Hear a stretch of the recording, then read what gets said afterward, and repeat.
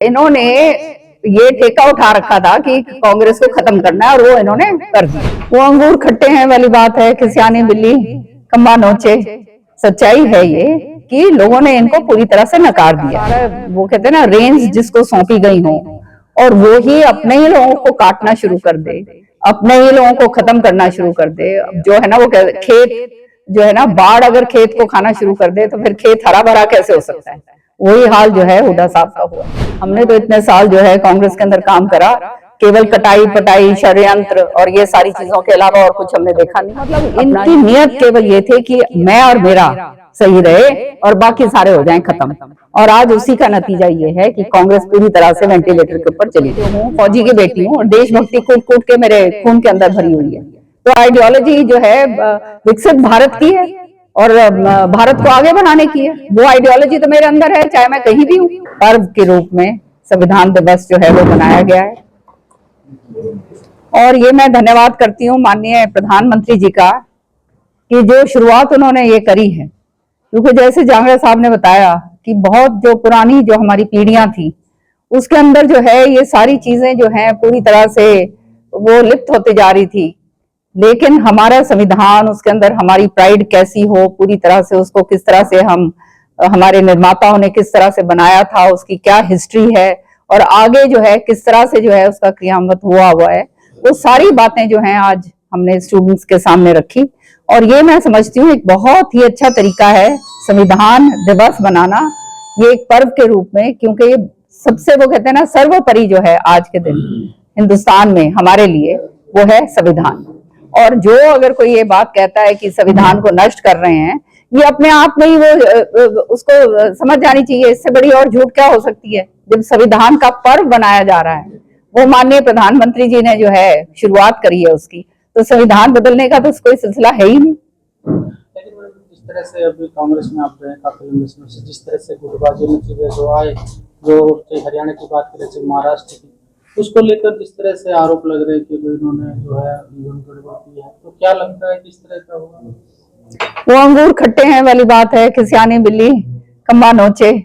सच्चाई है ये कि लोगों ने इनको पूरी तरह से नकार दिया है और उसके ऊपर समीक्षा करके और उसके ऊपर आगे कार्रवाई करें और नए लोगों को आगे आने दें। उसके बजाय जो है ये जो है ध्यान भटकाने की बातें करते हैं ताकि जो है किसी तरह से जो है जो सत्ता जो ये जिसके ये सपने लेकर सो रहे थे वो किसी तरह से जो है इनको दूर ना किया जाए और वहां पे जो है जो कुछ भी मिल सकता है वो जो है खींच लो, वो इनका वो रह गया है। इसलिए हरियाणा में आप क्या मानते हैं कांग्रेस की हार के कारण, क्योंकि उन्होंने अब तक कोई रिपोर्ट चिंतन कर रहे हैं? कांग्रेस के अंदर ये चिंतन मंथन सारा कुछ चलता ही रहता है, अभी नहीं है, ये तो शुरू से होता आया है। लेकिन जो जिसको सारा वो कहते हैं ना रेंज जिसको सौंपी गई हो और वो ही अपने ही लोगों को काटना शुरू कर दे, अपने ही लोगों को खत्म करना शुरू कर दे। जो है ना, वो खेत जो है ना, बाढ़ अगर खेत को खाना शुरू कर दे तो फिर खेत हरा भरा कैसे हो सकता है। वही हाल जो है हुड्डा साहब का हुआ। मैम, आप जो है पहले काफी टाइम कांग्रेस में रही हैं, आप बीजेपी में हैं, तो आपको दोनों पार्टीज में क्या अंतर महसूस होता है? मैं बहुत सुकून महसूस कर रही हूँ। एक संगठित पार्टी है, ऐसी पार्टी है जो संभालती है। सच्चाई है ये। हमने तो इतने साल जो है कांग्रेस के अंदर काम करा, केवल कटाई पटाई षड्यंत्र और ये सारी चीजों के अलावा और कुछ हमने देखा नहीं। अपना यही देखते थे कि कैसे बचो भाई, कैसे आगे काम करना है, कैसे नहीं करना, कैसे टिकटों का बंटवारा जैसे होता था। यहाँ पे आपने सबने देखा पिछले दिनों में जो है जिस तरह से हर एक कॉन्स्टिट्यूंसी के अंदर जा जाके 5-5 लोग जो है इन्होंने टिकटार्थी बना दिए, हर एक को जो है झूठ बोलकर जो है उसको वो कर दिया। तो मतलब इनकी नियत केवल ये थे कि मैं और मेरा सही रहे और बाकी सारे हो जाएं खत्म। और आज उसी का नतीजा ये है कि कांग्रेस पूरी तरह से वेंटिलेटर के ऊपर चली गई। और यहाँ क्या आपको अच्छा लगता है, क्या एडवांटेज लगती है बीजेपी में? तो मैंने आपको बताया ना, अब आप देखिए जो होनहार लोग हैं और जिनके अंदर क्षमता है उनको काटने के बजाय आगे बढ़ाया जाता है। मेरे को घर बैठे बिठाए जो है राज्यसभा के अंदर लेकर आए। कभी मैं सोच भी नहीं सकती थी कांग्रेस के अंदर कि इस तरह से जो है राज्यसभा के अंदर मैं आऊंगी। तो ये तो आप अपने आप में ही जो है ये उदाहरण है, इसमें कोई शक की बात नहीं है। वहां पर तो ये था कि अपनी जो है हालात ये थे कि जो जायज जो टिकटें हैं वो नहीं हमारे को मिलती थी।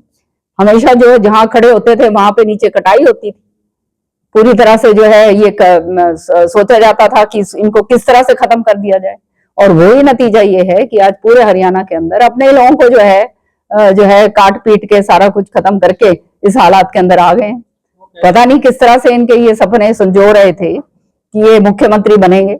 सच्चाई ये है कि जनता ने ग्राउंड के ऊपर इनको पूरी तरह से नकार दिया, क्योंकि इनको देख के खुश नहीं है कोई।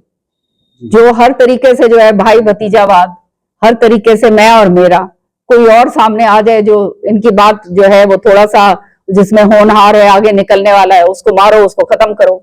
तो हर जो इतनी जबरदस्त इनसिक्योरिटी जब किसी व्यक्ति में आ जाती है तो आप समझ सकते हैं कि वो फिर जो है वो कभी किसी को देखकर बर्दाश्त नहीं कर सकते। और वही नतीजा जो हुआ कि बाप और बेटा की अपने बेटे को आगे बढ़ाने के लिए सबको और खत्म कर दो।